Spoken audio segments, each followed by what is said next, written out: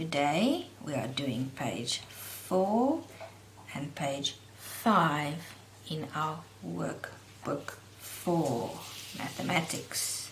Okay, at the top it says complete the ordinal numbers. Okay, ordinal number means putting them in order. Okay, ordinal numbers. So if you were running a race, you would come in an order. There would be a child that came first, a child that came second, third, and all the way. Okay, even until 10, if there were 10 children running. So that is ordinal numbers. Okay, see, it's like a normal number, but we add that at the back. This is first. Okay, first. Then second, third, fourth, fifth, sixth, seventh, eighth, ninth, and 10th. So when you hear the th sound at the back, like fourth, then you know you need to add the t and the h at the back, like fifth and sixth. Okay, so all of these add a t and a h at the back. First, you can hear the st, first. Okay, second, so it's going to be a 2 and a n and a d. Okay, then third, it's going to be a 3 with a r and a d at the back. Okay, then the next one says look at the pictures and number them from 1st to 6th. Now we know we're going till 6th because there are 6 pictures. Okay, there's a little block in the corner, that is where you're going to write your number. Okay, so let's look at the pictures. Here's a tree without any leaves. Here's a seed in the ground. Here's a big tree with apples. Here's a small plant. So it was a little seed and it started to grow into a small plant. Okay, and it's already got leaves. The plant has a few leaves. Yeah, the tree looks like it's grown a little bit bigger. The roots are longer and the leaves are more. Okay, and this one is that same seed with a few roots, but it hasn't come out of the ground yet. Okay, so you decide which picture is first. What would happen first in the cycle of this big tree? Okay, you write the number in the box. Okay, first. Then you'd have a look which one is second. Which one would happen third, fourth, fifth, and the last one would be 6th. What would happen to that tree right at the end? Okay. Next. Okay, we're going to move to these shapes. These shapes. It says at the top, shapes. Have a look at this one. Okay. It looks like a box. Can you see that it looks like a box? Okay. We call that shape a cube. This is a cube. Okay. It's like a box shape, a 3D shape. Okay. You can trace over the word cube. Right. And then it says, it looks like a. Now what shape does this cube look like? You have to look at this part over here. Okay. Does it look like a triangle? Does it look like a square? Or a circle? Or a rectangle? So look again at this shape, and that's the word you're going to write there. Okay. You'll just have to ask somebody to help you to spell that shape, that word.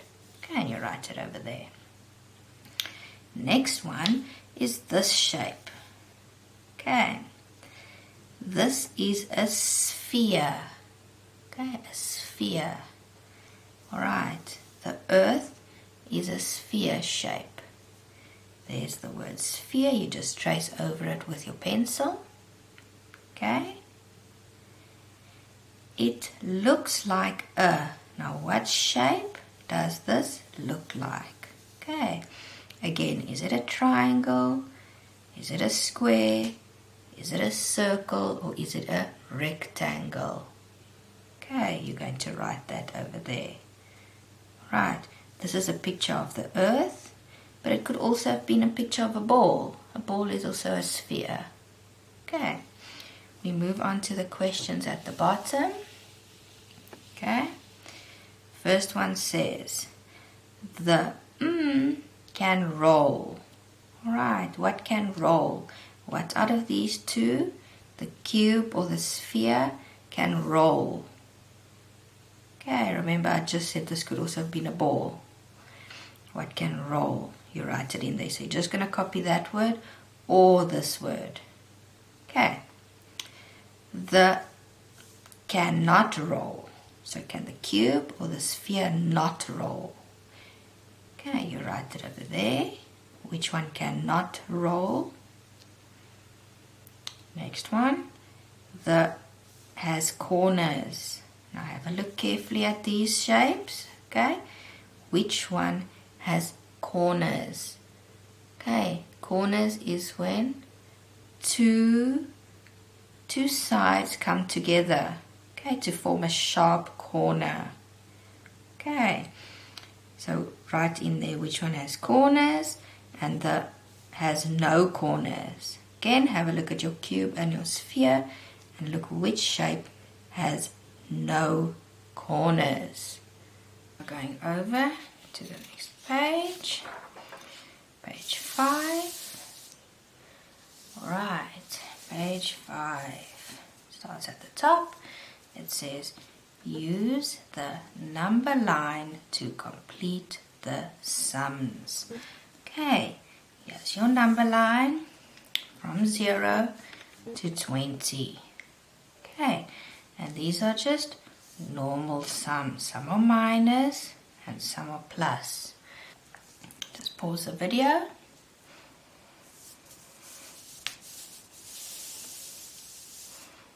Okay, we're moving on to the next one.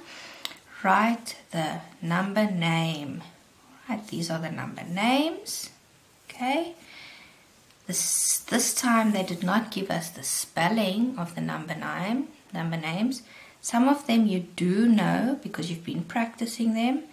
The others, if you're not so sure, just ask Mom or Dad to write that down for you on a piece of paper. Next one is tens and units.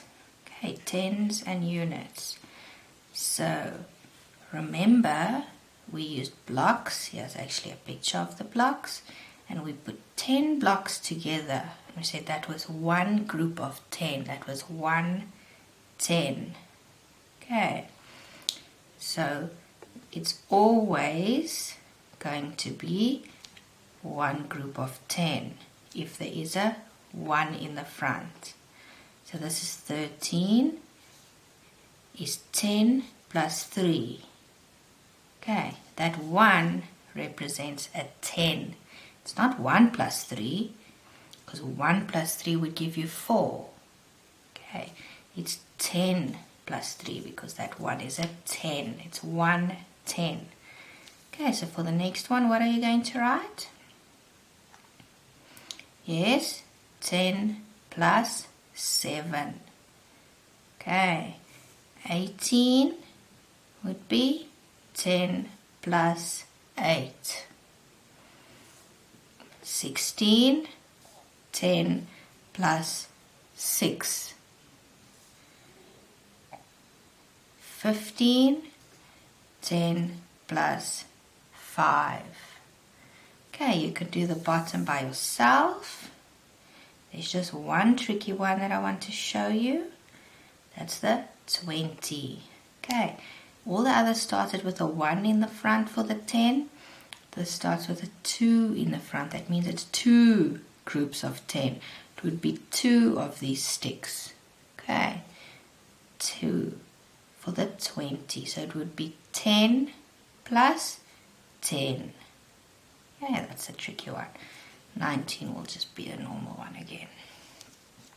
Okay, and then at the bottom, count forwards. Again, the arrow is showing you forwards.